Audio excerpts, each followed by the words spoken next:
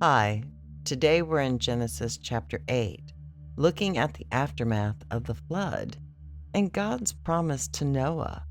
Let's begin. God remembered Noah, all the animals, and all the livestock that were with him in the ship. And God made a wind to pass over the earth. The waters subsided.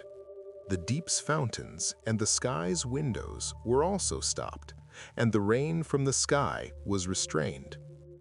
The waters continually receded from the earth.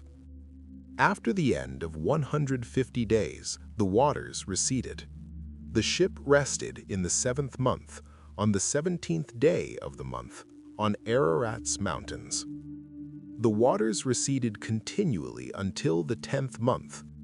In the 10th month, on the 1st day of the month, the tops of the mountains were visible. At the end of 40 days, Noah opened the window of the ship which he had made, and he sent out a raven. It went back and forth until the waters were dried up from the earth. He himself sent out a dove to see if the waters were abated from the surface of the ground. But the dove found no place to rest her foot, and she returned into the ship to him. For the waters were on the surface of the whole earth. He put out his hand and took her, and brought her to him into the ship. He waited yet another 7 days, and again he sent the dove out of the ship. The dove came back to him at evening, and behold, in her mouth was a freshly plucked olive leaf. So Noah knew that the waters were abated from the earth. He waited yet another 7 days, and sent out the dove, and she didn't return to him any more.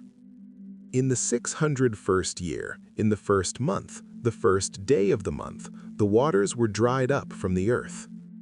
Noah removed the covering of the ship and looked. He saw that the surface of the ground was dry. In the 2nd month, on the 27th day of the month, the earth was dry.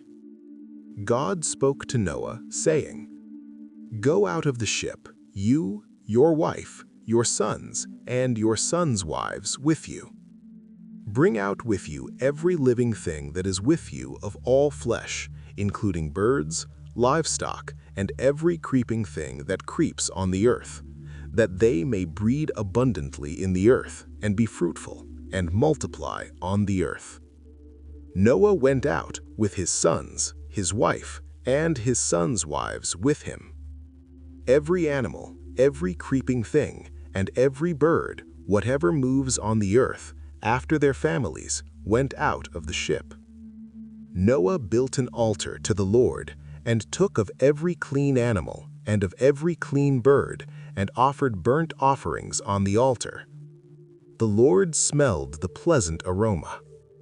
The Lord said in his heart, "I will not again curse the ground any more for man's sake, because the imagination of man's heart is evil from his youth.